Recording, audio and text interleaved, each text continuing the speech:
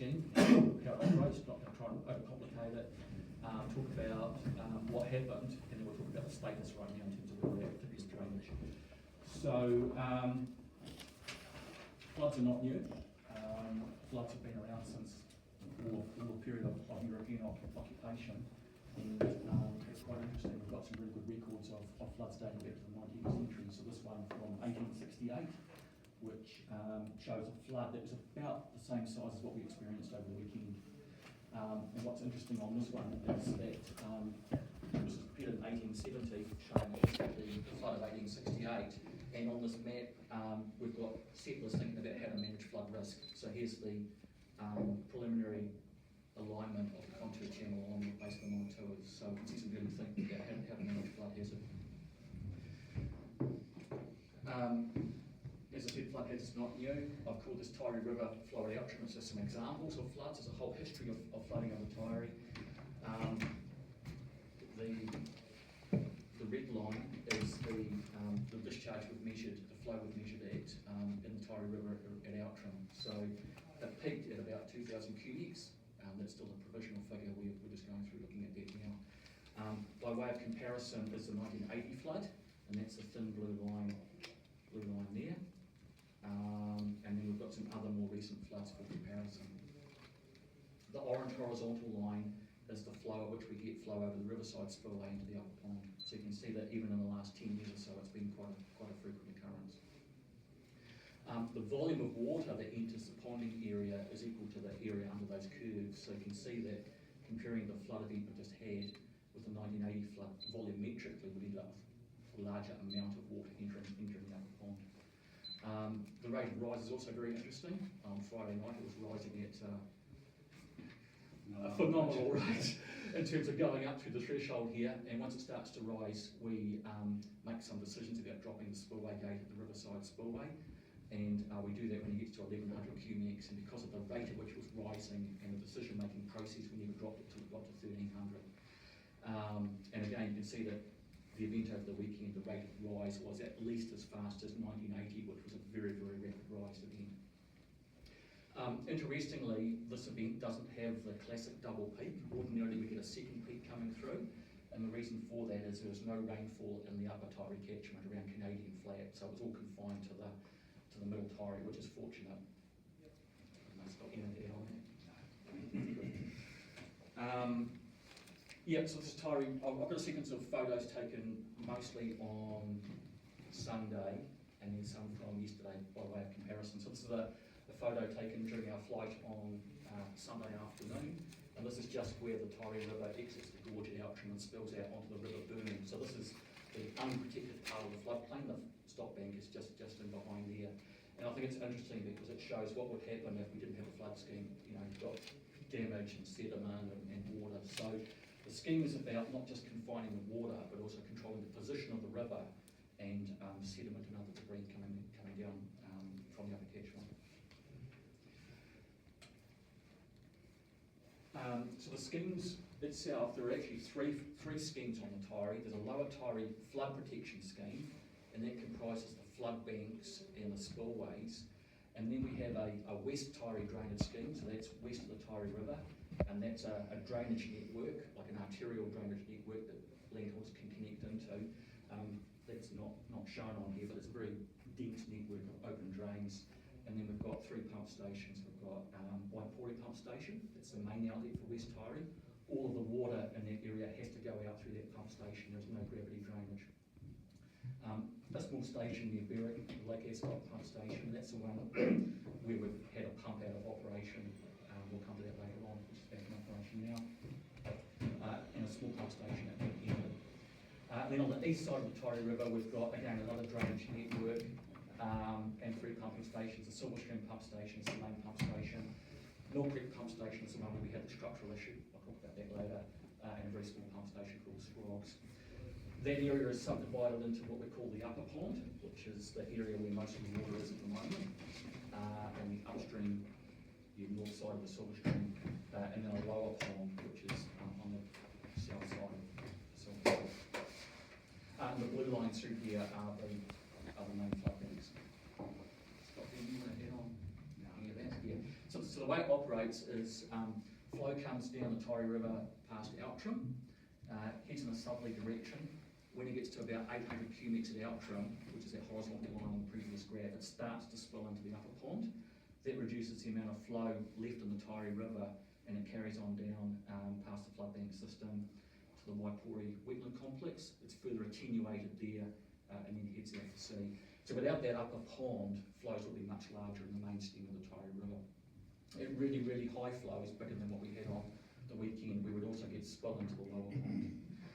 That didn't happen, so the water you see in the lower ponds are all water from the local catchment.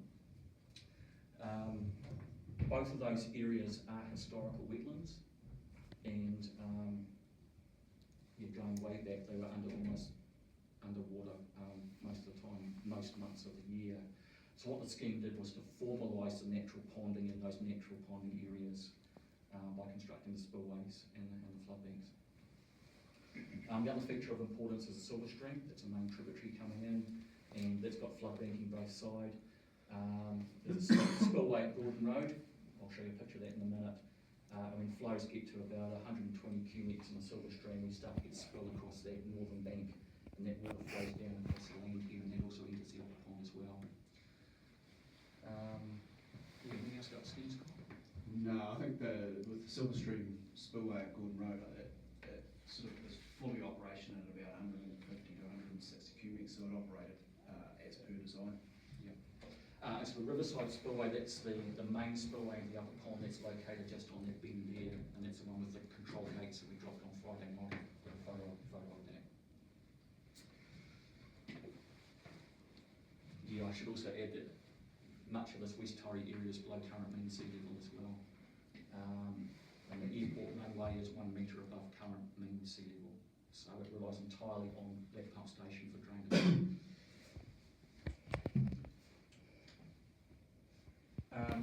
So the upper pond is basically a basin, and you can see that on this map based on LiDAR data. So the green areas are lower than the red areas, and it's just a natural ponding area located north of the Silver Stream and east of the Torrey River. And its purpose, as I said, is to attenuate flows in the Torrey River. So this is how it looked on Sunday afternoon. It was probably at about its peak level at that time. So this is taken from the Torrey River in the foreground, looking east back along the floodplain towards Mosgiel in the distance, and so that's the pond there, and the Riverside Spillway that controls flow from the Torrey River into the ponding areas is this part of the flood bank through there. So part of it's an uncontrolled section. In other words, we can't have any control over flow. It just flows over there naturally when it gets to 800 cubics. And there's a small short section here where we have some control gates that we leave up till it gets to 1100, and then we drop those. And that's what we did on Friday night. The reason for delaying the dropping is that we don't want this pond area to fill too early. We want to save it for when the peak comes through, because that's when it provides the maximum benefit. So the idea is to hold water back in the Torrey River for as long as possible, and then as the peak is approaching, to then drop the spillway gates. So they're presently in their down position, and then we'll prop them back up again in due course. Anything on that, Scott, you want to add? Okay. Yes, this is the spillway as of yesterday. We've had minimal amount of damage to it. We're pretty pleased about that. We spent about $300,000 on rock armouring about 5 years ago, so that looks that's performed really well. But we've got a big debris issue to sort out in due course, so it's accumulated a whole lot of stuff that we're going to have to remove. Scott's team's going to have to remove in due course. But apart from that, it's mostly okay. As I said, another important spillway is the one at Gordon Road near Mosgiel. So this is taken on Sunday afternoon, looking down the Silver Stream towards Outram. So Outram's over there. The Torrey River is flowing right to left in the background. This is the upper pond, looking in the other direction to the photo I've just shown you. Mosgiel in the foreground, and this is the Gordon Road spillway on the true right or northern side of the Silver Stream. So as Scott said, when it gets to about 150 cubics in the Silver Stream, as it did on Friday night, we start to get flow out of the Silver Stream onto the land there, then it makes its way down into the upper pond and purpose of that is to relieve flooding from Mosgiel, and it all worked as expected, as it has in the past on Friday night. Some water in the East Taieri lower pond, as I said, not from the Taieri River, but from the catchment behind it, coming in behind. So, Scott, anything to add on that? I mean, it's very similar to 2006 and 2007 and 2010 and 2013 and before. So all that water in the upper pond drains out in two locations. One of them is what we call the A1 drain outlet, and that's located at the confluence of the Silver Stream and the Taieri River. So this is taken on Sunday afternoon. The Taieri River is, the Silver Stream is flowing down here, and the Taieri River is flowing from left to right, and that's the upper pond in there. So it's located in this corner, and we've got a structure there with some gates that open out when the river levels drop low enough on the downstream side. And you can see here we've got flow coming out of the upper pond, even when the river level is quite high on Sunday afternoon. As you can see, we've had a bit of an issue with bailage and other debris, but despite that, the gates have still functioned pretty well. Yep, and that's taken yesterday, so we've got the debris removed and now it's fully operational. The other location for emptying of the East Taieri upper pond is our Silver Stream pump station. So this is how it looked on Sunday afternoon. This is taken looking back upstream, up the Silver Stream towards Mosgiel. So that's the Silver Stream down there with the flood banks both sides. A bit of water in the lower pond, and this is the upper pond and our Silver Stream pump station. And so again, that was operating on Sunday and is operating now. Yes. Yep, it's fully operational. Yeah, Silver Stream. fully operational this afternoon. Yep, this afternoon. So we had a little bit of drying out to do there, and we wait till flood levels recede a little bit before we start to operate it. So yeah, Scott said that'll be operational this afternoon. And again, some issues with debris that accumulated there, and as of yesterday, that was all removed and cleared up. So yeah, East Taieri upper pond can hold about 35 million cubic metres of water, and it got to pretty much brimming full on Saturday. So that pond continues to fill even though the Taieri River starts to drop, because not until we get the Taieri River dropping below that 800 cubic threshold at the spillway before we stop getting flow into the upper pond. So even when the weather had cleared up, we still had water entering the upper pond causing it to fill. And then it filled up to 35 million cubic metres of water. So that 35 million cubic metres of water that did not go to the Taieri River and ended up causing problems at Henley or for the West Taieri flood banks. 2 days and 4 hours after the peak, I think that was very, very short time ago, we're down to 40% full and 40 million cubic metres, so it's draining very quickly. And so, yeah, the extent it got to on the weekend is shown with that outer line there, and where it's got to quite recently, 40% full is the lighter blue just in there. So it's a bit like a bath, you start to empty it, you don't see much change in the clean area of it until you get to the last minute. So you were pretty pleased about how that's draining. Yeah, Mill Creek Pump Station. This is a station where we had the structural issues with the flood bank. So this is how it looked on Sunday afternoon. So yeah, the Mill Creek is located just there, and just the Taieri River flowing from right to left going past it, and that's the flood bank, and that's the station located within the flood bank, and Mill Creek winds its way around the lower pond and enters the Taieri River at that location. The purpose of the pump station is to lift water from Mill Creek into the Taieri River. So that flood bank and that station, in addition to taking that water out of Mill Creek, are actually holding the Taieri River back where it ought to be. I've got a short video of what it looked like on Saturday morning. So on Saturday morning we had a bit of a leak, water coming through the abutment of the pump station and flowing from the Taieri River back into Mill Creek. And there was quite a bit of scour and undermining adjacent to the station on this the left-hand side. Here you can see it coming through the steps have collapsed, and behind there is a big void, and that shed had collapsed into it. So the real concern was that we were going to end up losing the flood bank at that location, and then the Taieri River would start to come back up and flow back up through Mill Creek into that lower pond area. So Scott, you made some decisions about evacuation. So in my role as group controller, there were a couple of decisions regarding this. One was the immediate evacuation of people that were within the inundation area, and also the deployment of the Defence Force to assist with the sandbagging. So that was incredibly lucky that we had the Defence Force 300 territorials in town for an exercise. So yeah, they turned out really quickly and made a real difference to the efforts there. So we're very grateful to them.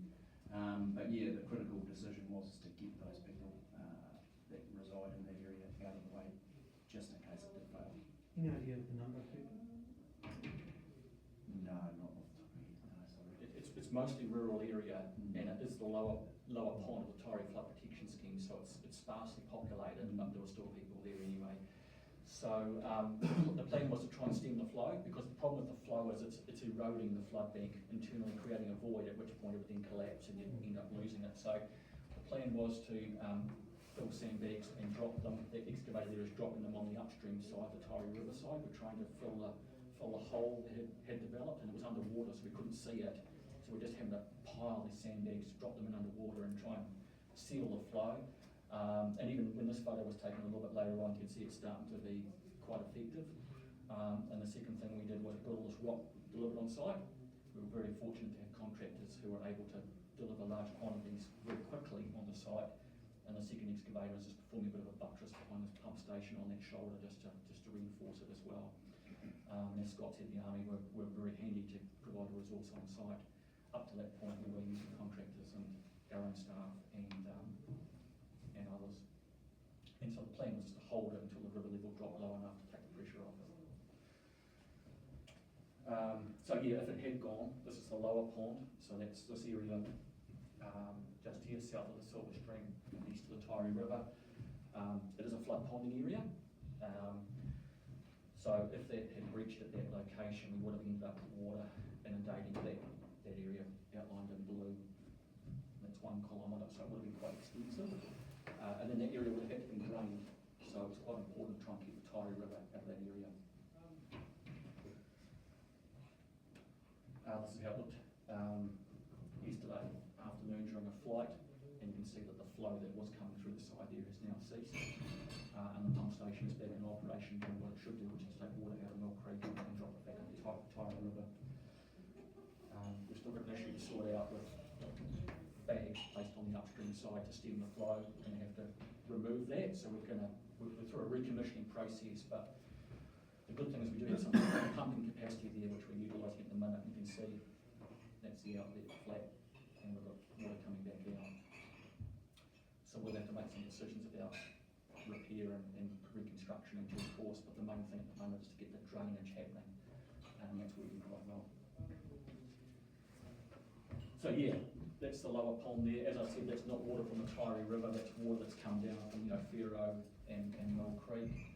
And so in addition to our own pump stations, we've put in portable temporary pumping. So this is one example of the pump there, and discharge just there, draining that upper pond, that lower pond, and that's augmenting the Mill Creek pump station. Gavin, we've got about 5 minutes. Yep, fine, okay. So just very quickly, you're probably familiar with this. This is Dunedin Airport Sunday afternoon. This is in the West Taieri area. West Taieri, we have a feature called the Contour Channel, which is this one here. Intercepts runoff from the Montuas, takes it directly by gravity into Lake Waipori, and that reduces the amount of runoff into the West Taieri area. So that performed its function on the weekend. As I said, everything has to go down to the Waipori pump station through this drain here, so that drains down to the pump station. There are in fact 2 stations here, then the water's lifted into Lake Waipori. So on Sunday we had a generator on standby, an excavator to clear debris, and as you can see we had no debris there at the time. It was clean and operating. This is a yesterday afternoon. It's operating, we've got no debris issues there at the moment, generator's still on site if needed, and we've got in place 2 portable pumps to augment our own station. The station is functioning fine, but just to provide extra capacity, we've got 2 portable pumps in there just to help it out.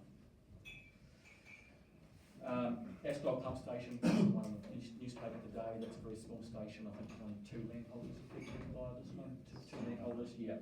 So, we're just recommissioning one of the pumps here at the moment. It's Operation, okay, yep. Henley Outer Banks Spillway, that's next to the flood-free highway, so normally that area is dry, it's the river sort of just in there, that operated as it should on Sunday. Flooding at Henley, I think you'll be familiar with that on Sunday. This is how it looked yesterday afternoon. Not a huge improvement there, it'll take quite a while for the river to drop before we start to see that water draining at Henley. Water of Leith, just my final one.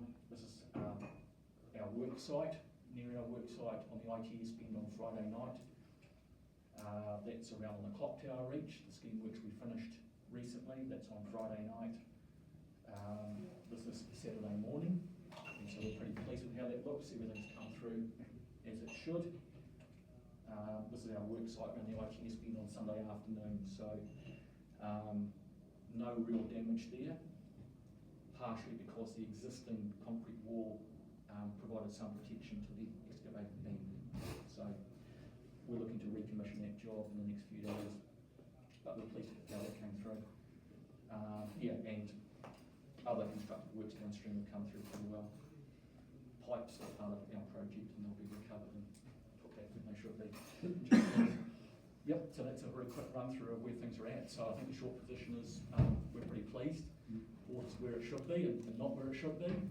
Scheme went well, assets are fine, a few repairs here and there, but yeah, it's looking pretty good. Very good. In terms of questions, how do we want to go about it? Do you just want to fire some off now? Any questions, and we can decamp somewhere else for the 10:30 if you want to carry on. Have we got time to do that? We've got, I've got time, Scott, we've got time. we could move through to the, I'll just stay here for a minute, I'll see whether the other meeting room's open. I'm sorry.